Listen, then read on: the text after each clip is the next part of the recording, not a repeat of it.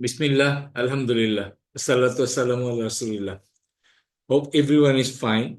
Today I will try to attempt another time to speak about prophetic leadership.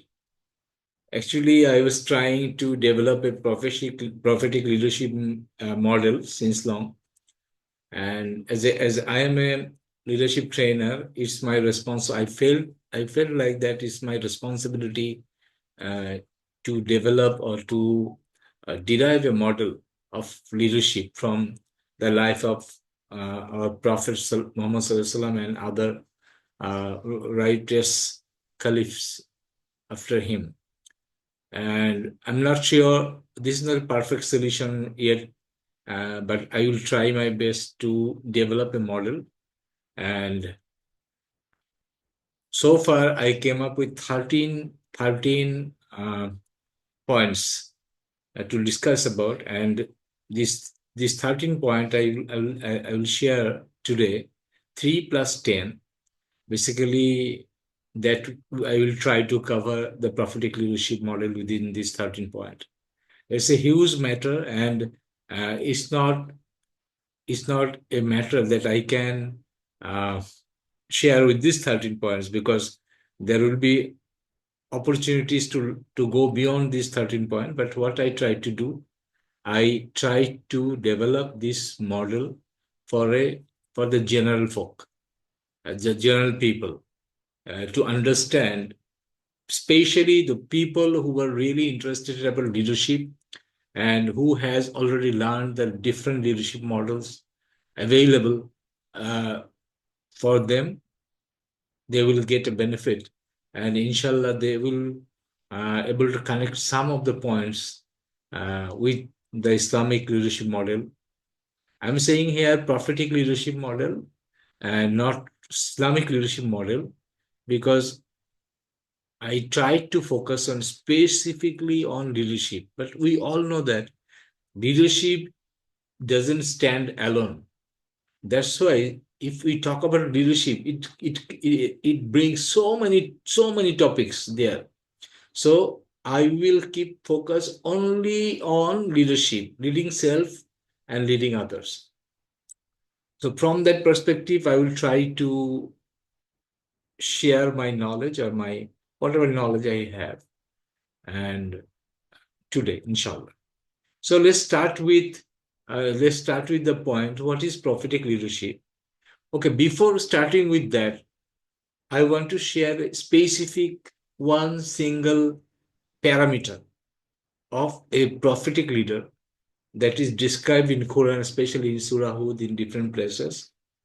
The prophets never ask any benefits from their followers, be it be it a food, be it something to eat, anything. They never ask any benefits from anyone, anyone around them, because the prophet's expectation is to get the reward from Allah subhanahu wa ta'ala.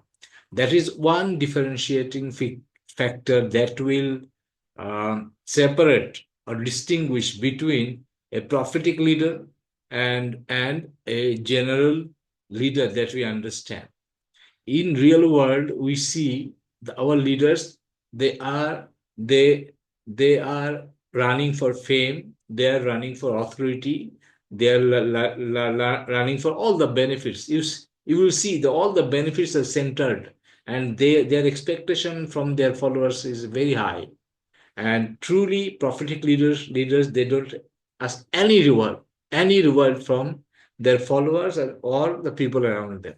This is the basic fundamental difference between the general leadership model versus the Islamic or prophetic leadership model. So start with the prophetic leadership definition and try to capture one uh, to define prophetic leadership.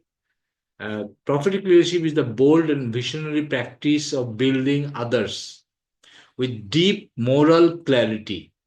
I repeat again, the deep moral clarity, future oriented insight, and courage to speak the truth, often challenging the status quo to inspire transformation in people organization, or in society. In the heart of the prophetic leadership is transformation. If you look around the, if I talk about the culture in, then the Arabian culture, the culture of the Mecca and surrounding areas, it was different. It was not a good culture. And what happened within 23 years? The whole Arabian Peninsula has changed to a different, or has changed. I would not say change, is transformed into a different culture. And it is not an easy job. It is not an easy job. The heart of the prophetic leadership, what is the heart of the prophetic leadership? It's all about transformation. You all know that I talk about transformation. That's why I love this definition. And all the prophets, they transform. The quantum are different prophets transform in different way, different nature, but transformation at the heart of the leadership. So what are the other things in includes prophetic leadership? It blends foresight, conviction, and compassion. Again, I say it again: the foresight, conviction, and compassion. In modern day leaders, you will very you will not find that foresight except the exceptional leaders. And the conviction we see in modern leaders, they are not that confident. They cannot speak with conviction. Very few people can speak with conviction and compassion.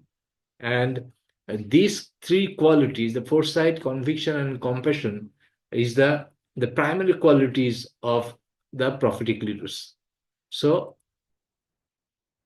so I repeat the definition again. Prophetic leadership is the bold and visionary practice of building others with deep moral clarity, future oriented insight, and the courage to speak the truth, often challenging the status quo to inspire transformation in people, organization, or society. It blends foresight, conviction, and compassion, enabling leaders to see beyond current circumstances, articulate a compelling future, and call others to align with a higher purpose and enduring values, even in the face of resistance. So we find another point here, which is called higher purpose. So what is the higher purpose? When you think about yourself, is the very lowest purpose. When you think about the team, it's better than that. When you think about the whole of the world, so that is the higher purpose. All Not all prophets, Prophet Muhammad SAW, he was sent to the earth for the whole creation. So that's very important. So the more you go, the more higher responsibility you take, the more impact you can create in terms of prophetic leadership. So another day I shared about this 13 thing. Today, probably that day I shared 12. Today I have added another one. So the basic I'll share, there are the foundation of leadership, 3 point, and then I will build on this foundation another 10 point. So very short, and let me share with the 13 points now, and later on I will explain everything one by one. Very first point of a leader is a prophetic leader is leader with a vision. So the very first point is vision. And the second point is, of every prophets or everyone who followed the prophetic leadership model, they led by example. So vision, led by example, and strategy. Your strategy I define as a for the divine force for the prophets. But still, we cannot have that divine blessings the prophets had. But what we can do, we can use the strategy and strategic planning as a divine force. It will act like a divine force in our present day, because you will see in the world that who are using the planning and strategy, they are getting a different kind of benefits. That's why it works like a divine force. My question is to you, do your company is actually using this divine force or not? In my experience, I have seen very few companies use this divine force to run their business. That is called strategy. So these 3 point is the foundation, and next there are other 10 points. So let me quickly share these 10 points. Then again, I will go into the detail part. The From the second slot, the first point is Tawhid centered leadership, God consciousness. God consciousness. So that means whatever you do, you believe that whatever you are doing, Almighty Allah is watching you.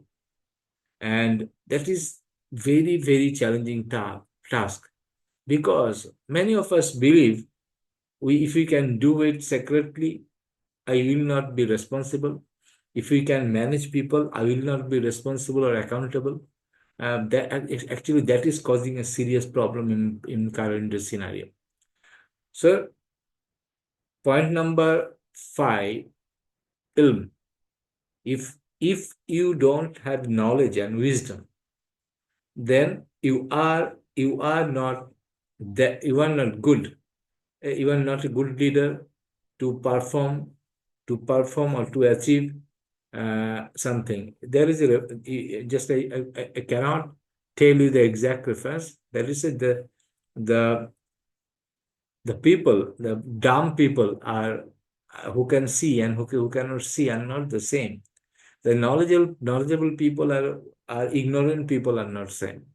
That's why to be a leader, you have to have that knowledge and wisdom. To it's a vast horizon of knowledge and wisdom, but you must have the domain knowledge. You must have the leadership knowledge, and to be a leader from the perspective of prophetic leadership. And you remember, you can see, if you look into you look in the prophets, they all had some specialized skill. That means those are the knowledge they had. Some prophets also was able to speak or understand the knowledge of the birds. Some people, these are the specialized knowledge. So you must have knowledge and wisdom. And absolutely, if you talk about Prophet Muhammad Sallallahu is Quran itself a book of knowledge. So, and the description, he was filled with so much wisdom. He was the main translator. He is the living example of the Quran itself. So number 6 is Juhud, the simplicity and humility. The leaders from the prophetic leader in the model, the people will live a very simple life and they will be very humble. And if I connect something from the perspective of the modern leadership scholars, one of them is Jim Collins. If you read his book, Good to Great, at the top of the leadership pipeline or leadership pyramid, you will see the level 5 leaders. And level 5 leaders are whom? The leaders are professional will, they have professional will and personal humility. That means if you see humility is so important in modern days, it is also highly regarded as a quality of leaders. So this is Juhud. Juhud is simplicity and humility. Number 7 is Rahma, the compassionate leadership, the having the compassion for the people. You see, in modern days, this is missing. This is missing, and that's why we are not compassionate about our team.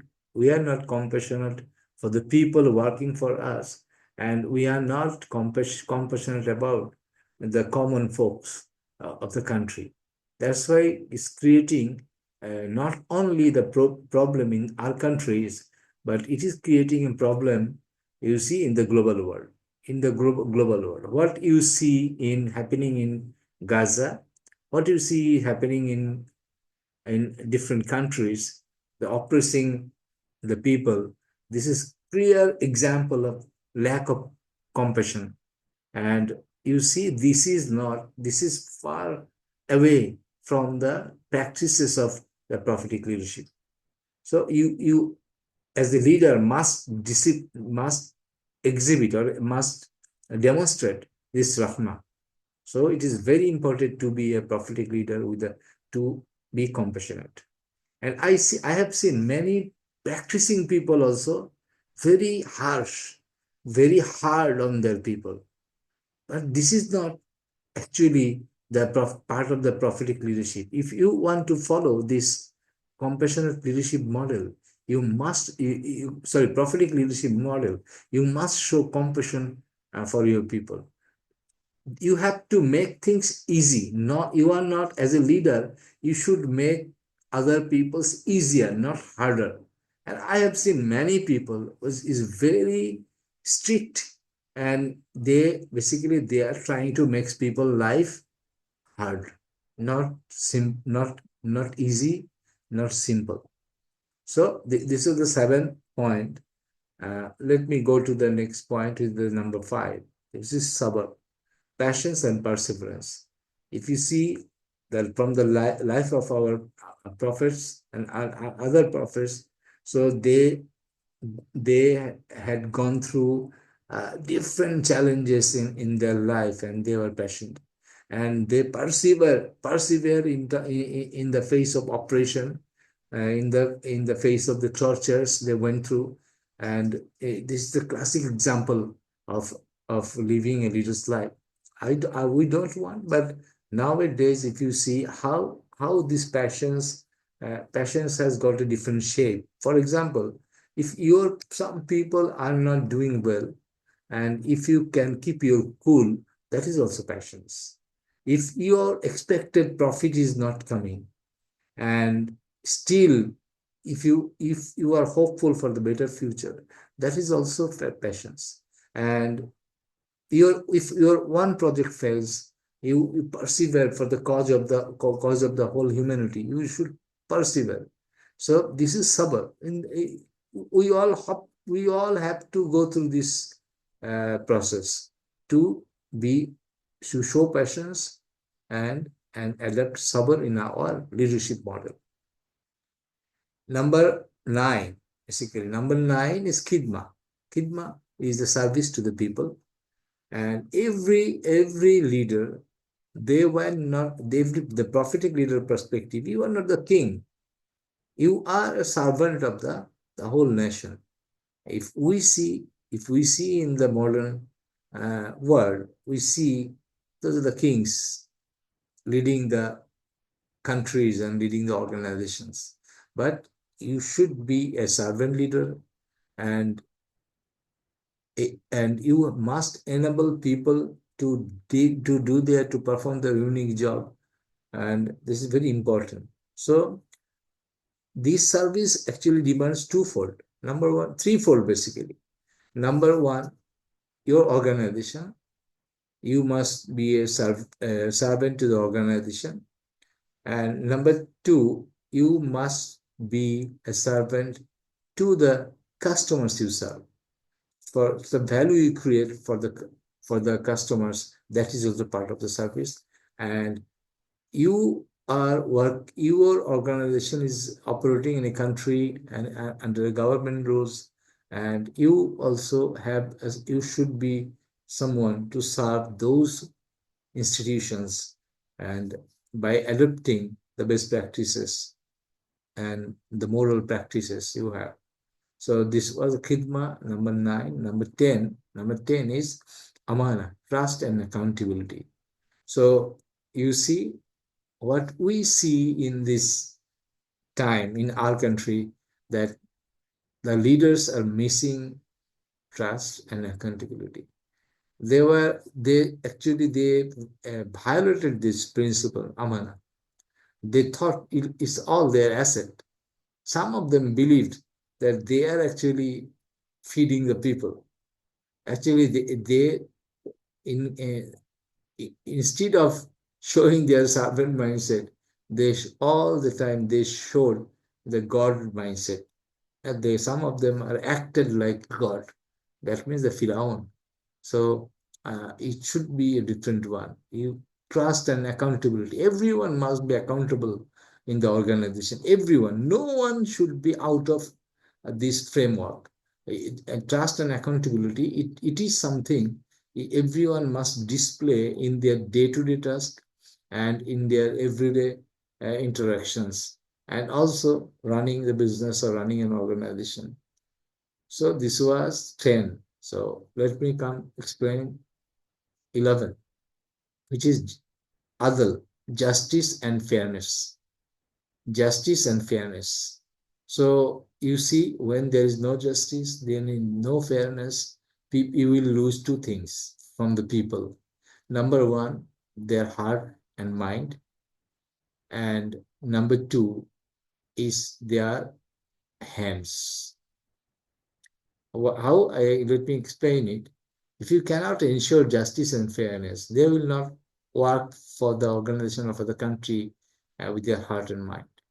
And in some times, what will they do? They will disengage themselves, and for the reason of the disengagement, you will get less productivity from their hands. And this is very important. And as a leader, you must establish stability and a play stability. You must keep alive the hope, and that's required. How you can create stability and how you can manufacture hope, basically by establishing justice and fairness, you can establish stability in the organization, and also you can manufacture hope. The people who are doing well, they will know that their contribution will not get unnoticed, will not go unnoticed.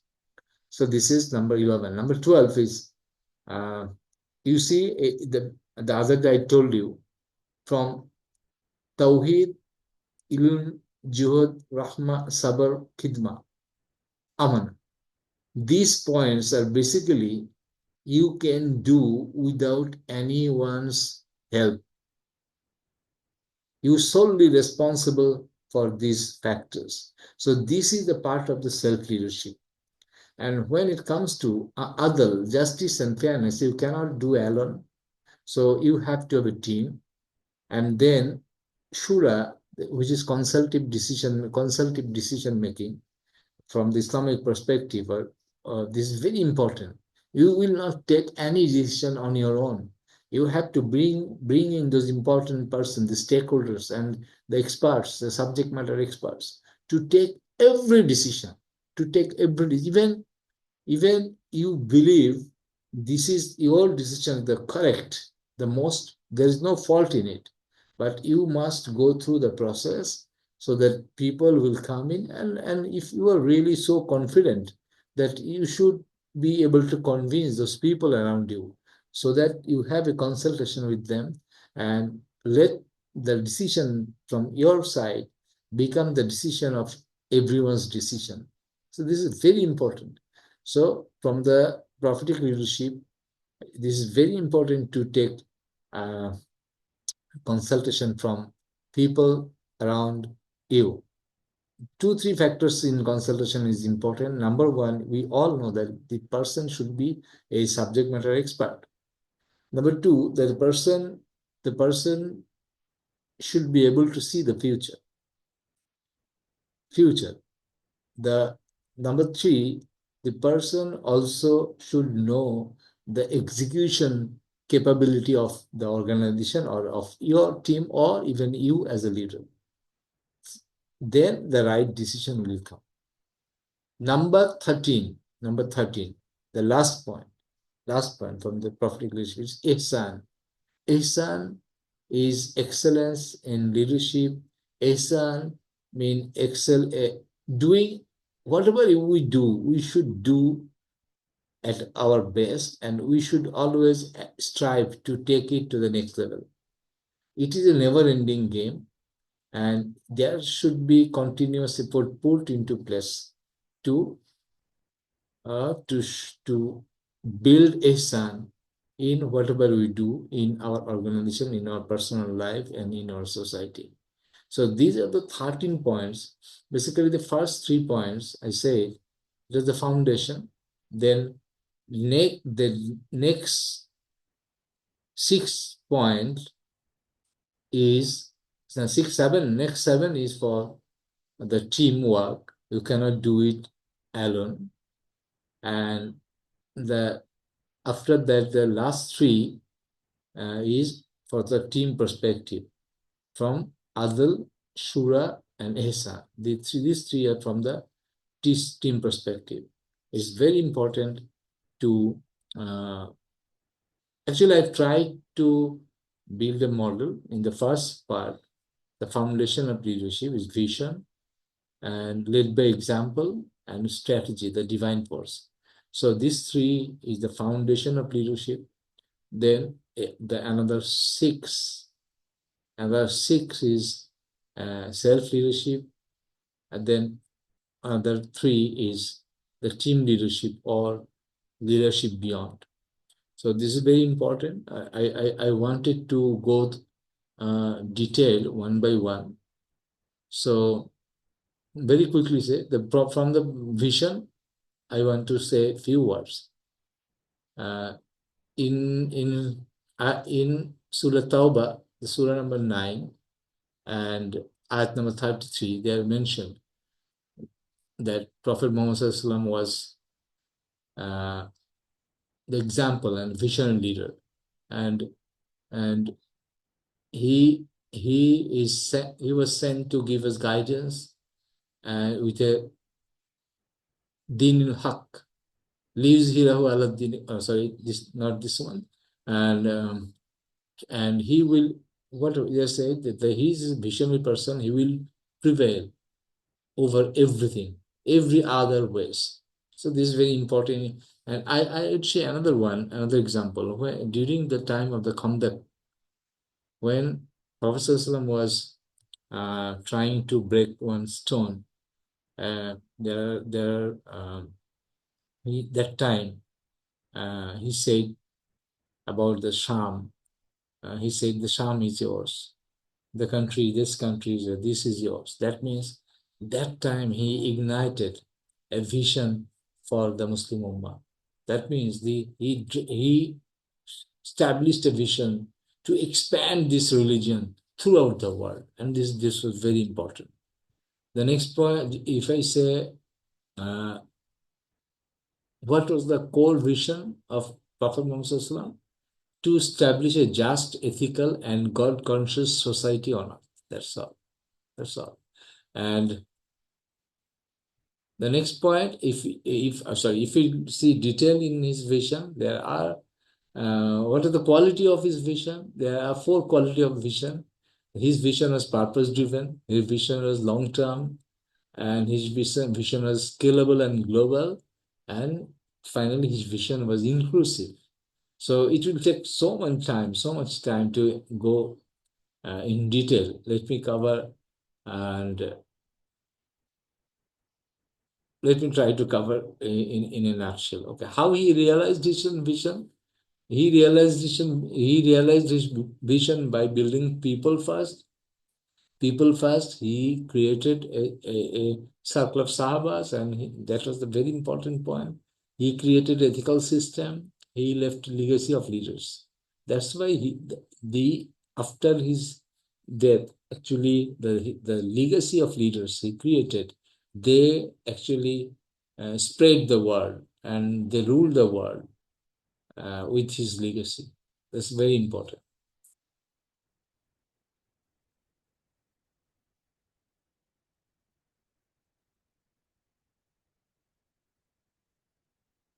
So it will take much longer time. What I will try to do, because as I was trying to do, I will try to cover only these three today first, the basic three. So I talk about vision. Let me talk about this simply in his strategies and a few example of strategies. And if you look into his life and what he did, if you look into the Battle of Badr, you will see example of strategy, grabbing those water sources. And if you look into the Battle of Uhud, he put some uh, he put some people on the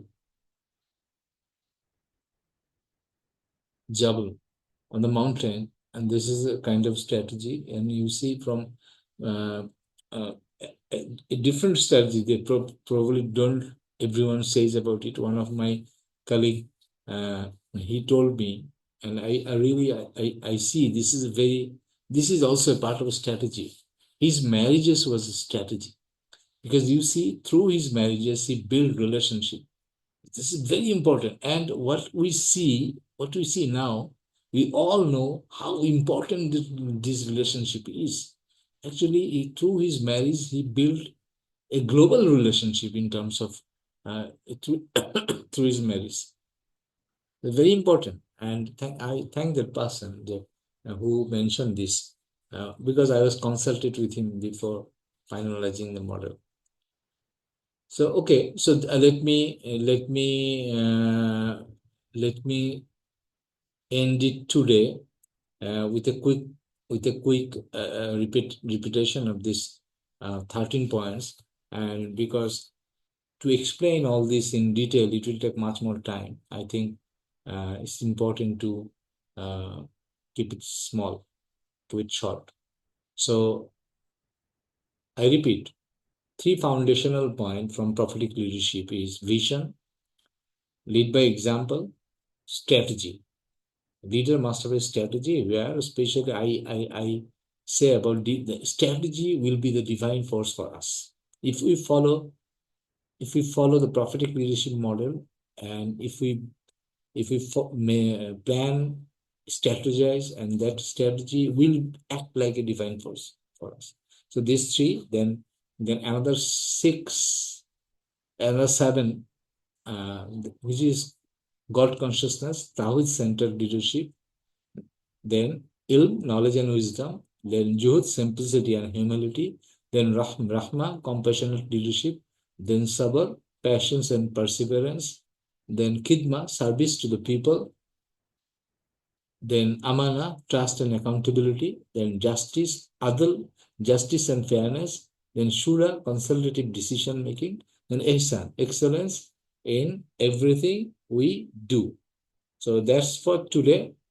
Until next time, I hope if sorry, this is my just I try to do that. This is not yet perfect. I will work on this model, and if possible, definitely I will create a booklet on this.